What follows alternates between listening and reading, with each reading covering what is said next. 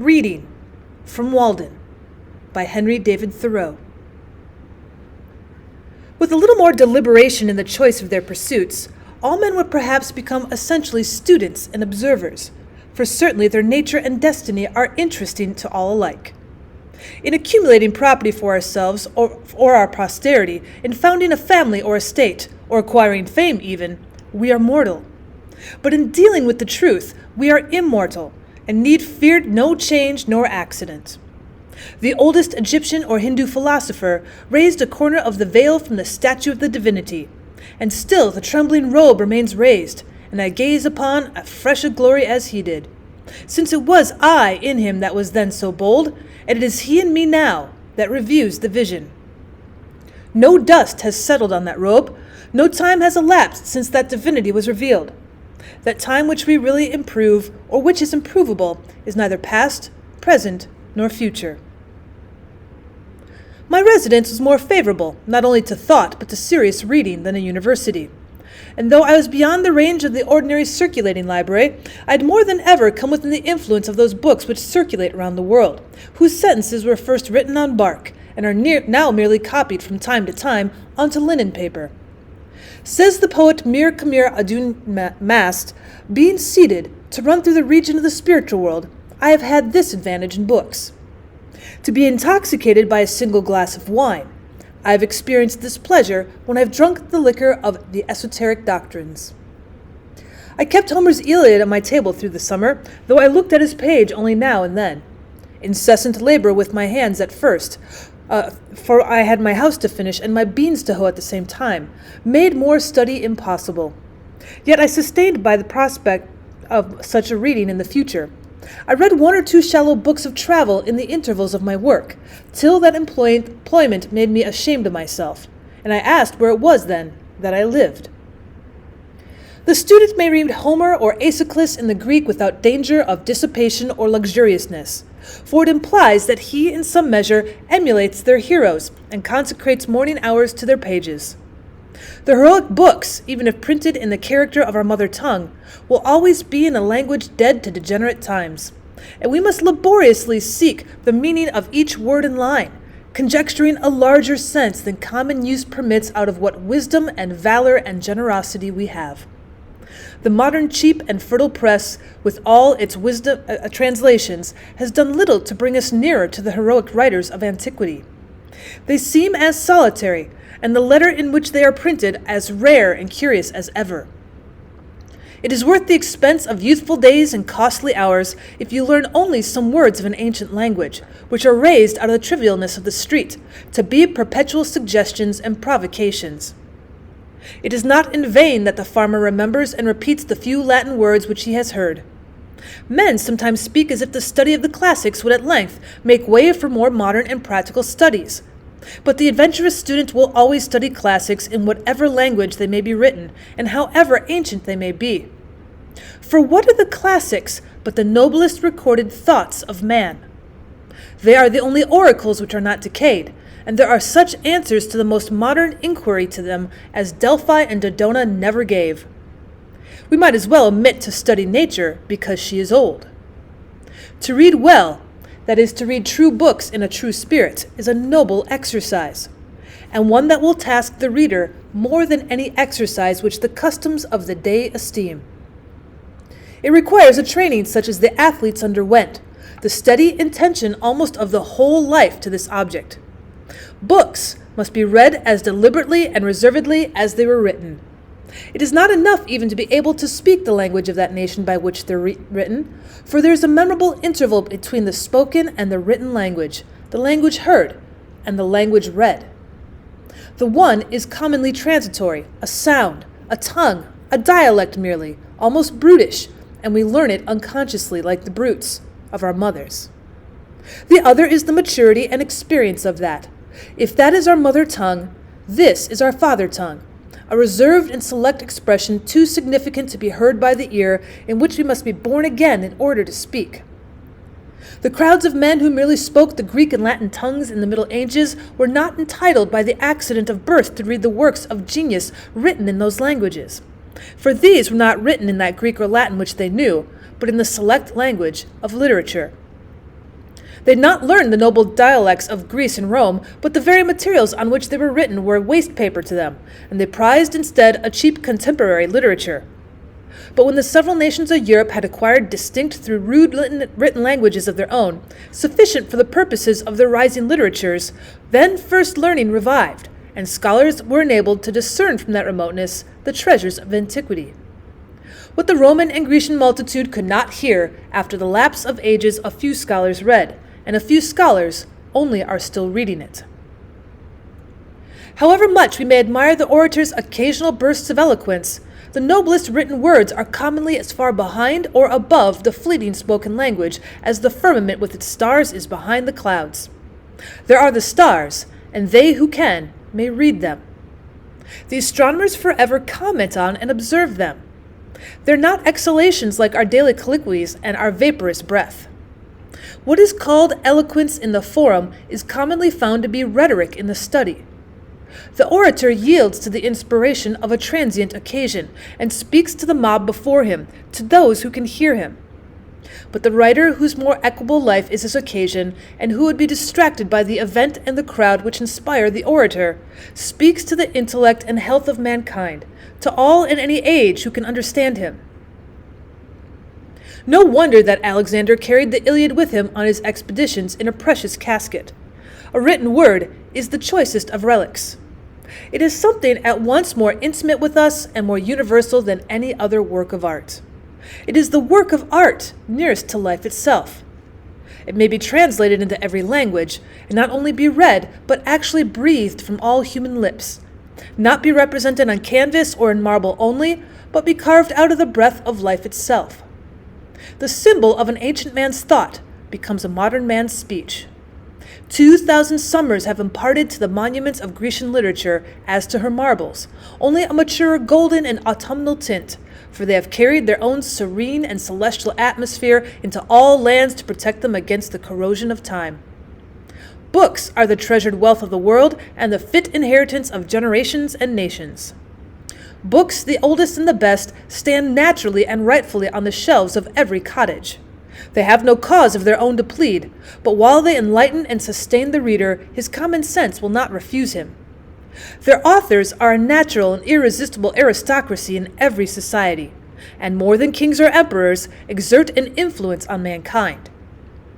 When the illiterate and perhaps scornful trader has earned by enterprise and industry his coveted leisure and independence, and it is admitted to the circles of wealth and fashion, he turns inevitably at last to those still higher but yet inaccessible circles of intellect and genius, and is sensible only of the imperfection of his culture, and the vanity and insufficiency of all of his riches, and further proves his good sense by the pains which he takes to secure for his children that intellectual culture whose want he so keenly feels. And thus it is that he becomes the founder of a family. Those who have not learned to read the ancient classics in the language in which they were written must have a very imperfect knowledge of the history of the human race. For it is remarkable that no transcript of them has ever been made into any modern tongue, unless our civilization itself may be regarded as such a transcript. Homer has never yet been printed in English, nor Aeschylus, nor Virgil even. Works as refined, as solidly done, and as beautiful almost as the morning itself. For later writers, say what we will of their genius, have rarely, if ever, equaled the elaborate beauty and finish in the lifelong and heroic literary labors of the ancients. They only talk of forgetting them, who never knew them. It will be soon enough to forget them when we have the learning and the genius which will enable us to attend to and appreciate them.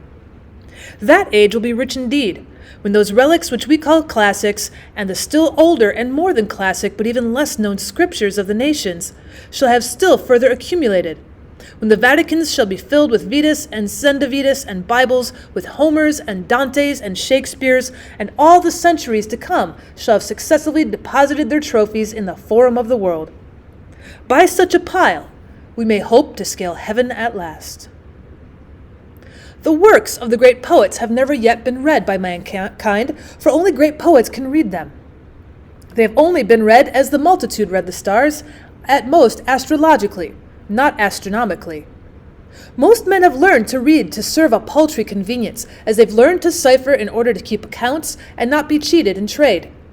But of reading as a noble intellectual exercise they know little or nothing. Yet this only is reading in a high sense, not that which lulls us as a luxury and suffers the nobler faculties to sleep the while, but what we have to stand on tiptoe to read and devote our most alert and wakeful hours to. I think that having learned our letters, we should read the best that is in literature, and not be forever repeating our ABs, and words of one syllable in the 4th or 5th classes, sitting on the lowest and foremost form of all our lives. Most men are satisfied if they read, or hear read, and perchance have been convicted by the wisdom of one good book, the Bible, and for the rest of their lives vegetate and dissipate their faculties in what is called easy reading. There is a work in several volumes in our circulating library entitled Little Reading, which I thought referred to a town of that name which I had not been to. There are those who, like the cormorants and ostriches, can digest all sorts of this, even after the fullest dinner of meats and vegetables, for they suffer nothing to be wasted. If others are the machines to provide this provender, they are the machines to read it. If they read the 9,000th tale about Zebulon and Sophronia, and how they loved as none had ever loved before, and neither did the course of their true love run smooth, at any rate, how did it run and stumble, and get up again and go on? How some poor unfortunate got up onto a steeple, who'd never had gone up as far as the belfry, and then having needlessly got him up there, the happy novelist rings the bell for all the world to come together and hear, oh dear, how he did get down again. For my part, I think that they'd better metamorphose all such aspiring heroes of universal noveldom into man-weathercocks, as they used to put heroes among the constellations, and let them swing round there till they are rusty, and not come down at all to bother honest men with their pranks. The next time the novelist rings the bell, I will not stir through the meeting-house, burns down. The Skip of the Tiptoe Hop, a romance of the Middle Ages, by the celebrated author of Tittle-Tan, to appear in monthly parts. A great rush, don't all come together. All this they read with saucer eyes and erect and primitive curiosity, and with unwearied gizzard whose corrugations even yet need no sharpening, just as some little 4-year-old bencher in his 2-cent gilt-covered edition of Cinderella, without any improvement that I can see in the pronunciation, or accent, or emphasis, or any more skill in extracting or inserting the moral. The result is dullness of sight, a stagnation of the vital circulations, and a general deliquium of sloughing off of all the intellectual faculties. This sort of gingerbread is baked daily and more sedulously than pure wheat or rye and Indian in almost every oven, and it finds a surer market. The best books are not read even by those who are called good readers. What does our conquered culture amount to? There is in this town, with a very few exceptions, no taste for the best or very good books, even in English literature, whose words all can read and spell. Even the college-bred and so-called liberally educated men here and elsewhere have really little or no acquaintance with the English classics. And as far from the recorded wisdom of mankind, the ancient classics and the Bibles, which are accessible to all who will know of them, they are the feeblest efforts anywhere made to become acquainted with them. I know a wood chopper of middle age who takes a French paper, not for news as he says, for he's above that, but to keep himself in practice, he being a Canadian by birth. And when I ask him what he considers the best thing he can do in this world, he says beside this, to keep up and add to his English. This is about as much as the college-bred generally do or aspire to do, and they take an English paper for the purpose. One who's just come from reading perhaps one of the best English books will find how many with whom he can converse about it. Or suppose he comes from reading a Greek or Latin classic in the original, whose praises are familiar even to the so-called illiterate. He'll find nobody at all to speak to, but must keep silence about it.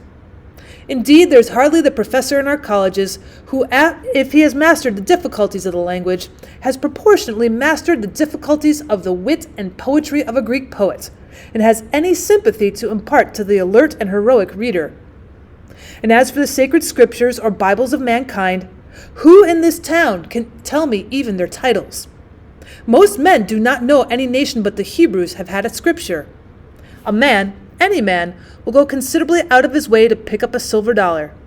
But here are golden words, which the wisest men of antiquity have uttered, and whose worth the wise of every succeeding age have assured us of.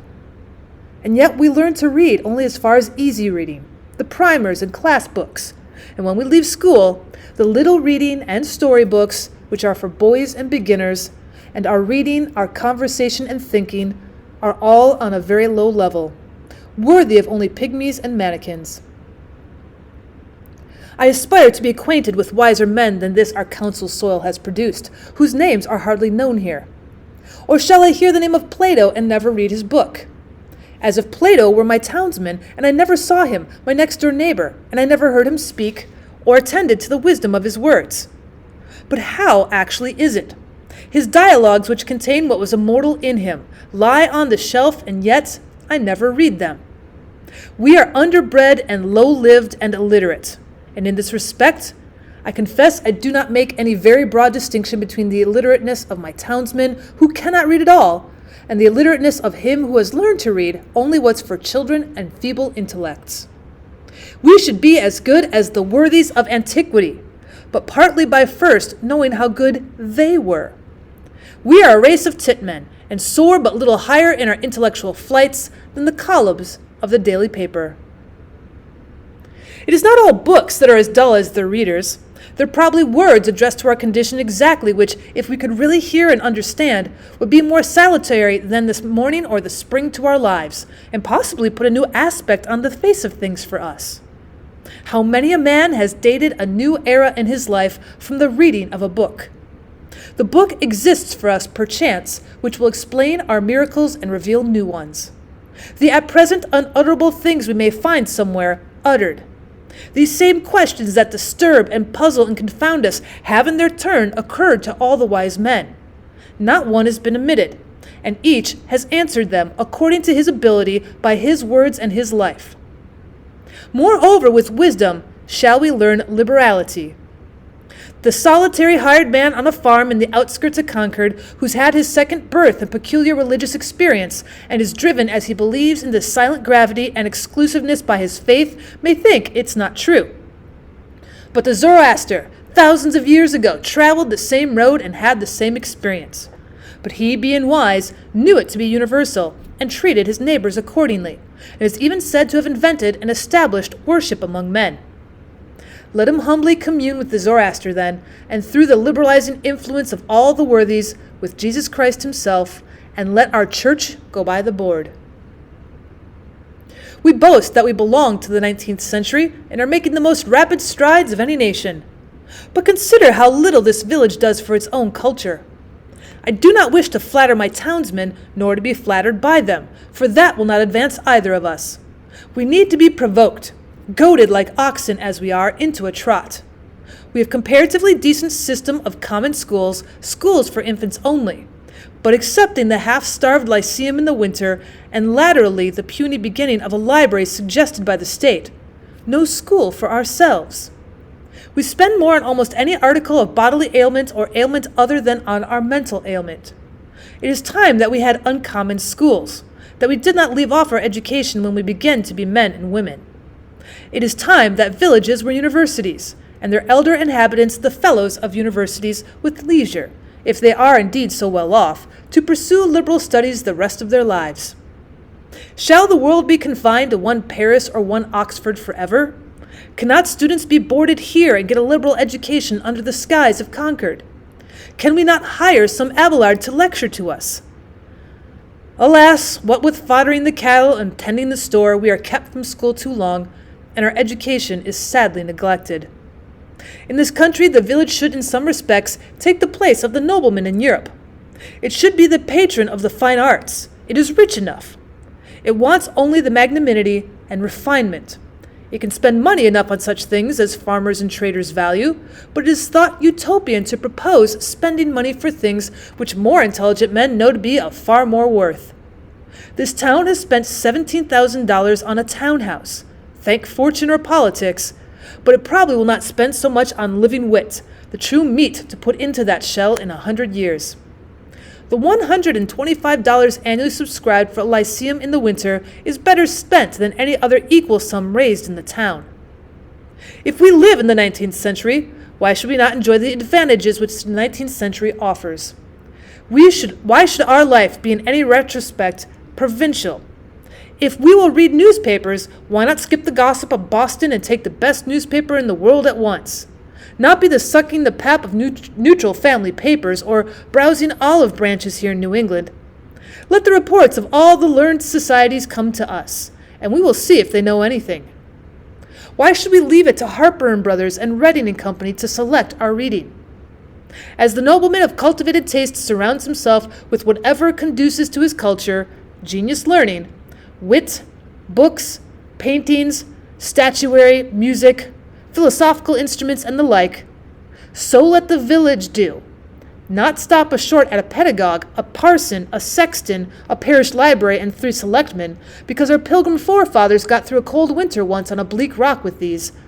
But to act collectively is according to the spirit of our institutions. And I am confident that as our circumstances are more flourishing, our means are greater than the noblemen's. New England can hire all the wise men in the world to come and teach her, and board them round the while and not be provincial at all. That is the uncommon school we want. Instead of noblemen, let us have noble villages of men. If it is necessary, omit one bridge over the river, go round a little there, and throw one arch at least over the darker gulf of ignorance which surrounds us.